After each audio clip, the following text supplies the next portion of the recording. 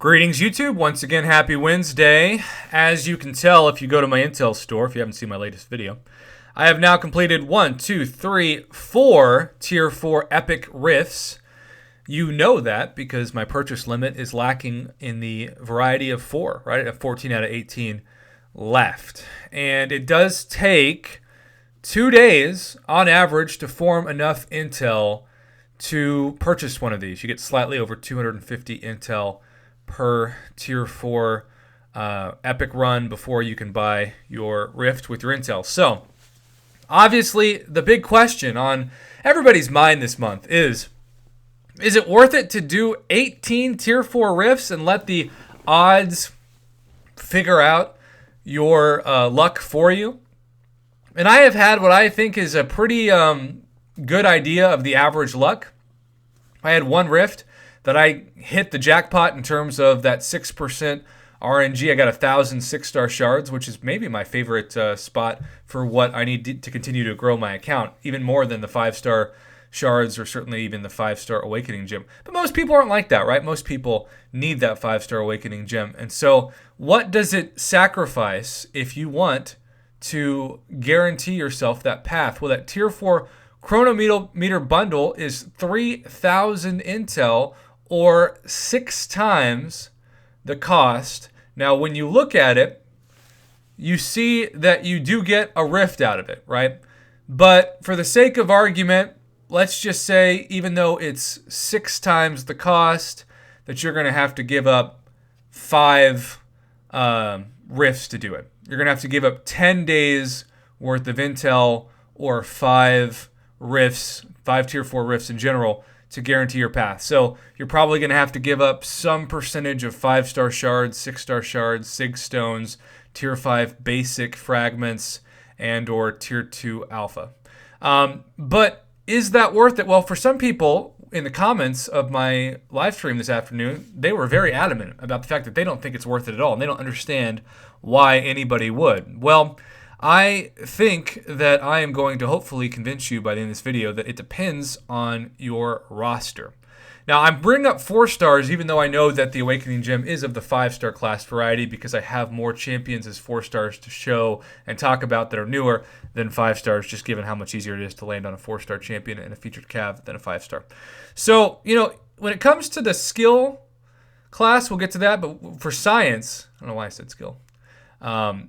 If you've got Captain America Infinity War or Void or even like Thing or Human Torch, and you think to yourself, if I get this champion awakened, the chances that my roster will progress faster are insanely high, then you want to sacrifice those 5 rifts, those 10 days worth of intel, in order to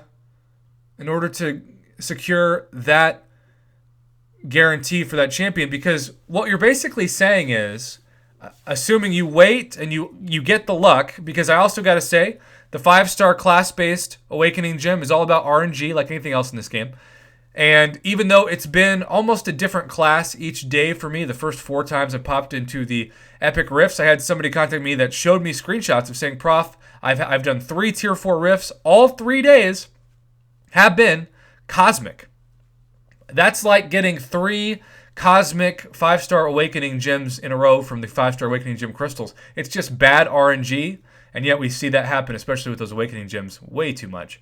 But when it comes to skill, if you've got a Blade that you want to awaken, or Aegon, or Nick Fury, or even somebody like a Stealth Spidey, I really think it's worth sacrificing those 5 Tier 4 Rifts to make it happen. KT1 was in the chat today, and he talked about how on his mini account, he has Aegon awakened, and he knows he can clear a bunch of content, I'm sure produce a bunch of content, if he's able to get him awakened. So he's going to use the Chronometer for his Aegon, and that makes perfect sense. Skipping to the Mutant class, our very own Mama Bear has a 5-star Omega Red, and I'm telling her, and I'm going to continue to tell her, Mama, if you can beat Epic, which I think with your skill level and your roster, you should be able to, you can get Omega Red awakened by saving, 10 days worth of intel and just not doing those 5 rifts that you would normally do every 2 days when you do a tier 4 rift. Besides Omega, if you think Archangel is really going to help you, I know people that some are saving for their Namor or their Sunspot. I wish I could say, save for your 5-star Wolverine.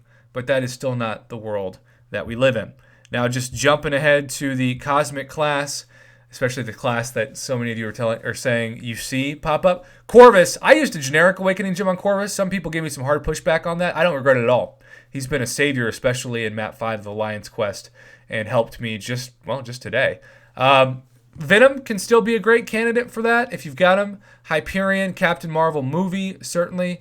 Even Cole, though not as high on Cole as the ones I mentioned in Medusa as well. And then we are moving right along to the last 2 classes.